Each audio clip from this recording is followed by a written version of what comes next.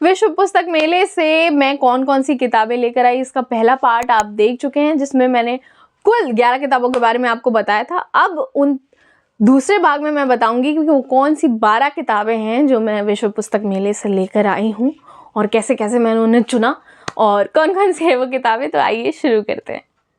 तो इस बार जैसा कि पहले वीडियो में मैंने बताया कि मैं कुल जमा 23 किताब लेकर आई हूँ वर्ल्ड बुक फेयर से, और बस मुझे अच्छी लगी, मैंने झोले में मैं भरती गई।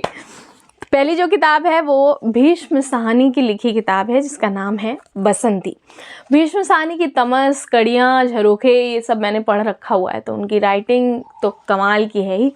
और ये जो मैंने पढ़ा इसके बारे में, ये उपन्यास महानगरीय जीवन की खोखली चमक दमक और ठोस अंधेरी खाइयों के बीच भटकती बसंती जैसी एक पूरी पीढ़ी का शायद पहली बार प्रभावी चित्रांकन है। ये ऐसा इस किताब में लिखा गया है।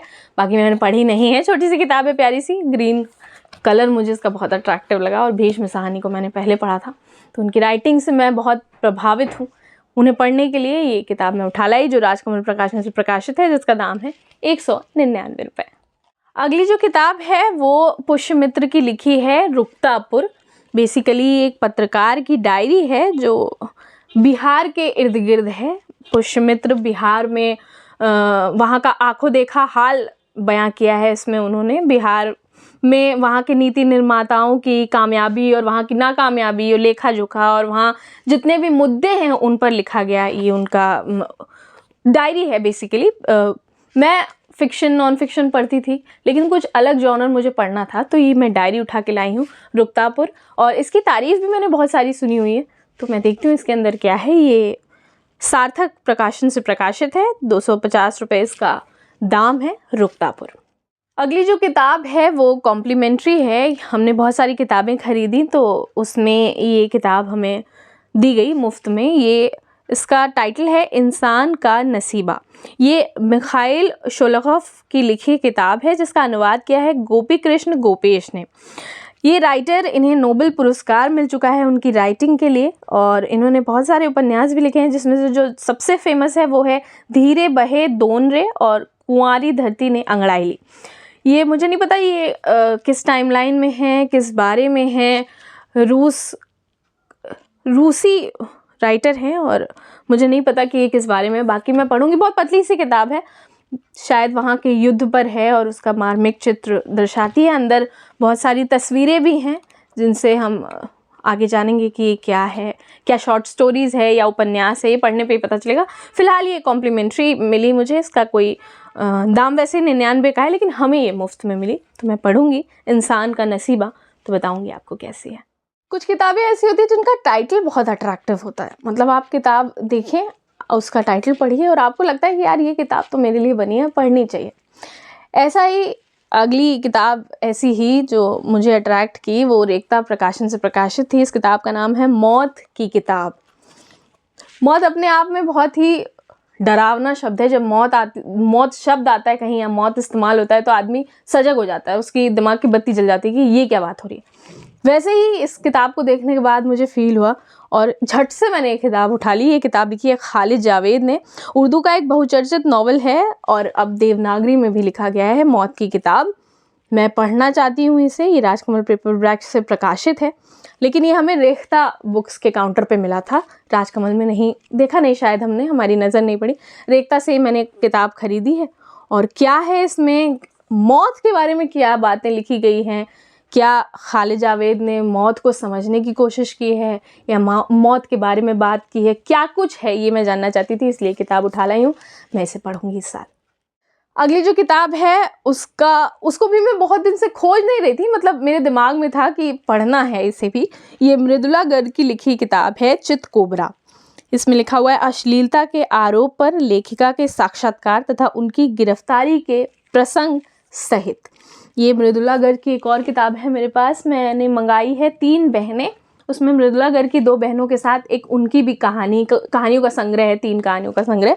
तो ये उनकी जो किताब है, ये मृदुला गर्ग की लिखी किताब है। उसमें इनका इंटरव्यू भी है, क्या है, क्या कुछ है अंदर, कैसे उन्होंने लिखा है, रचा गढ़ा है, ये मैं पढ़ूंगी। मृदुला गर्ग, राजकमल पेपरबैक से प्रकाशित है। दाम है इसका 250 रुपये। उषा प्रेमवदा की राइटिंग की मैं बहुत बड़ी फ़ैन रही हूँ। उनकी 2 किताबें अभी तक मैंने पढ़ी हैं, एक 55 खंबे लाल दीवारें और एक अर्कदीप। एक और किताब उनकी बड़ी बहुचर्चित किताब है जिसे मैं पढ़ना चाहती हूँ और मैं जहाँ मुझे दिखी राजकमल में मैंने फटाक से उठा ली। ये किताब है रुकेगी नहीं राधिका। उषा जी का वर्क, उषा जी का लेखन मुझे वैसे ही बहुत पसंद है, तो ये तो किताब आनी ही थी मेरे पास। और अभी जितनी किताबें मैं पढ़ रही हूँ उसे ख़त्म करने के बाद सबसे पहले मैं यही उठाने वाली हूँ, रुकेगी नहीं राधिका। ये लघु उपन्यास है बेसिकली, और उषा प्रेमवदा अपने महिलाओं के पर्सपेक्टिव को लिखने के लिए जानी भी जाती हैं। तो ये किताब मैं पढ़ूंगी। ये राजकमल पेपरबैक से प्रकाशित है। 199 रुपये इसका दाम है। फणीश्वरनाथ रेणु की मैला आंचल मैंने पढ़ी, बहुत अच्छी लगी। कल्ट क्लासिक किताब। उन्हीं की लिखी अगली किताब है जुलूस। ये इसका कवर पेज बहुत सुंदर है।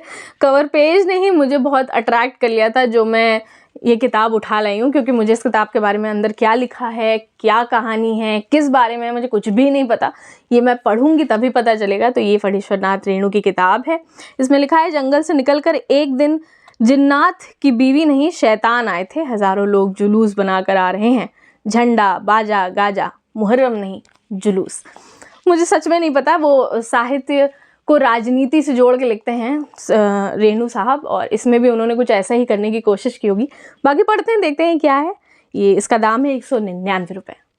जैसा कि मैंने पहले वीडियो में बताया था कि इस बार मैं रूसी साहित्य की भी कुछ किताबें लेकर आई हूँ। इसी फेर में अगली किताब है पीले दैत्य का नगर। ये मैक्सिम गोर्की की किताब है। गोर्की साहब बहुत बहुत लेजेंड लेखक रहे हैं, और लेकिन मैंने उनकी कोई किताब नहीं पढ़ी और मुझे शर्म नहीं है इस बात की। हाँ, मैं पढ़ना शुरू करना चाहती हूँ, तो मैंने शुरुआत की है इस किताब से, ले आई हूँ, मैं इसे पढ़ूंगी।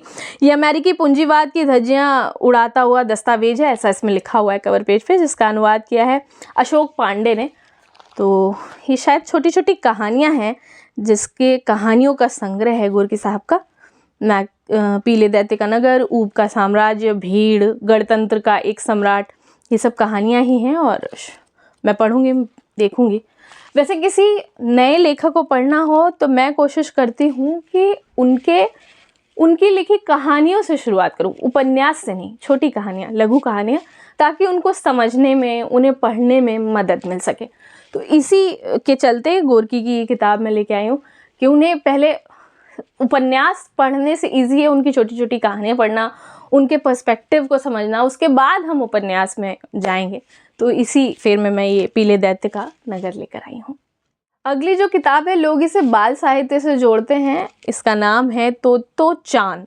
ये लिखी है तेत्सुको कुरोया नागी ने, और जो मैं जिस्ट पढ़ रही थी वो ये कि ये तोत्तो चान एक लड़की की कहानी है, स्कूली छात्रा की, जिसका एडमिशन हुआ है अभी अभी, और उसके बाद वो स्कूल जाती है, वहाँ क्या कुछ होता है, अंदर के बारे में मुझे कुछ भी नहीं पता। बस मैंने पढ़ा है कि ये किताब बहुत अच्छी है। अगर आपको मोटिवेशन चाहिए हो, कुछ पॉजिटिव एनर्जी चाहिए हो, तो आपको ये किताब ज़रूर पढ़नी चाहिए। तो ये है वो किताब, राष्ट्रीय पुस्तक न्यास यानी national book trust of India से छपी हुई है, जिसका दाम है 85 रुपये। अगली जो किताब है वो ट्रांसजेंडर की ज़िंदगियों पर आधारित है। इसका नाम ही है किन्नर। ये लिखा है शरद द्विवेदी ने, और इसमें किन्नरों का दर्द, उनकी ज़िंदगी में होने वाली समस्याएं, उनके रीति रिवाज, उनकी संस्कृति, वो कैसे रहते हैं, कहाँ रहते हैं, क्या क्या परंपराएं हैं उनकी, वो सारी बातों को जानने के लिए किताब है। अगर इसमें बहुत सारा रियल फ़ोटोज़ भी हैं जो खींची हुई हैं, जिसमें बहुत सारी चीज़ें दिख रही हैं। अक्सर कहते हैं कि किन्नरों की मौत के बाद क्या होता है, तो उसके बारे में भी इसमें ज़िक्र किया हुआ है। तो ये वो किताब है जिससे हमें ट्रांसजेंडर को समझने में मदद मिलेगी, और ये किताब मैं ले आई हूँ शरद द्विवेदी की। 299 रुपये इसका दाम है। लोग भारती पेपरबैक से प्रकाशित है।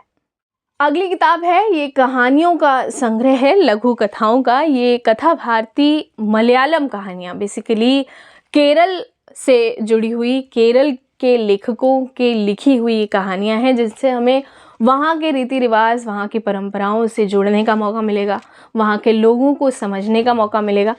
करीब करीब इसमें 10 या 12 अलग अलग लेखकों की लिखी हुई मलयालम कहानियाँ हैं। इसका हिंदी अनुवाद है, जैसे दुकान की चाबी, वधू, आंसू की मुस्कान, गायब, किराए का घर, भूख और प्यास।